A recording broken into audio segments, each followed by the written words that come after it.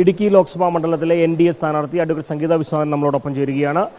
ഇടുക്കിയിലേക്ക് ഇറങ്ങുമ്പോൾ എന്താണ് മനസ്സിലുള്ളത്? ഒരുപാട് പ്രതീക്ഷകളുണ്ട്. ഇടുക്കിയിൽ മണ്ഡലത്തിൽ ഒരുപാട് കാര്യങ്ങൾ ചെയ്യാനുള്ള ഒരു സാഹചര്യം നിലവിലുണ്ട്.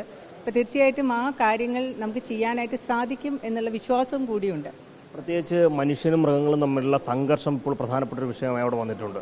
പിന്നെ ഇടുക്കിയിലെ ഭൂപ്രശ്നങ്ങളുണ്ട്.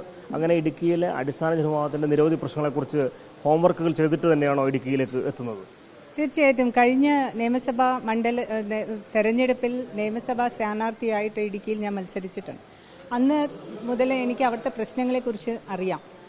അന്ന് ആ കാലഘട്ടത്തിൽ തന്നെ മക്കുവള്ളി എന്ന സ്ഥലത്ത് നമ്മൾ ടവർ സ്ഥാപിക്കുന്നതിനെ കുറിച്ച് അതിനുവേണ്ടി കളക്ടറടുത്ത് പോവുകയും അത്തരം കാര്യങ്ങൾക്ക് വേണ്ടി അത് യാഥാർത്ഥ്യമാക്കുകയും ചെയ്യാനായിട്ട് സാധിച്ചിട്ടുണ്ട്.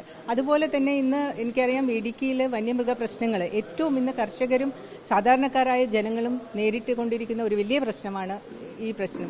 ഇത് കൃത്യമായിട്ടൊരു പാക്കേജിലൂടെ ശ്രദ്ധ ചെലുത്താനായിട്ട് കേന്ദ്ര ഗവൺമെന്റിന്റെ അടുത്ത് ശ്രദ്ധ ചെലുത്തിക്കൊണ്ട് അതിന് പറ്റിയ ഒരു പാക്കേജ്, കാരണം മനുഷ്യസ്നേഹികളായിട്ടുള്ള ഒരു വിഭാഗവും അതുപോലെ തന്നെ മൃഗസ്നേഹികളായിട്ടുള്ള ഒരു വിഭാഗവും നമ്മുടെ നാട്ടിലുണ്ട്. അപ്പോൾ അവർക്ക് എല്ലാവരുടെയും മനസ്സിന് പ്രശ്നങ്ങളില്ലാത്ത വിധത്തിൽ അത്തരം കാര്യങ്ങൾ ഒന്ന് മുന്നോട്ട് കൊണ്ടുപോകാനായിട്ട് കേന്ദ്ര ഗവൺമെന്റ് ശ്രദ്ധ ചെലുത്താനായിട്ട് നമുക്ക് സാധിക്കും.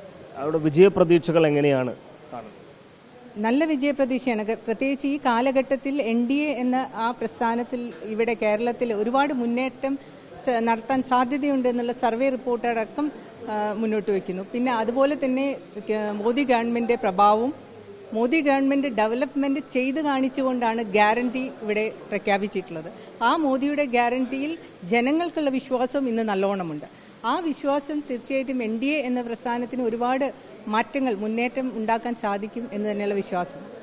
ഏതായാലും കേന്ദ്ര സർക്കാരിന്റെ വികസന പ്രവർത്തനങ്ങൾ എല്ലാം മുൻനിർത്തി തന്നെയായിരിക്കും വോട്ട് തേടുക. അത് തന്നെയാണ് തന്റെയും വിജയപ്രതീക്ഷ എന്നാണ് സംഗീത വിശ്വനാഥൻ വ്യക്തമാക്കിയിരിക്കുന്നത്. വീഡിയോ ജേർണലിസ്റ്റ് രഞ്ജിത്ത് കളത്തിപ്പിടിക്കൊപ്പം reporter Prasanth Thottunkal, in reporter, Kottayam.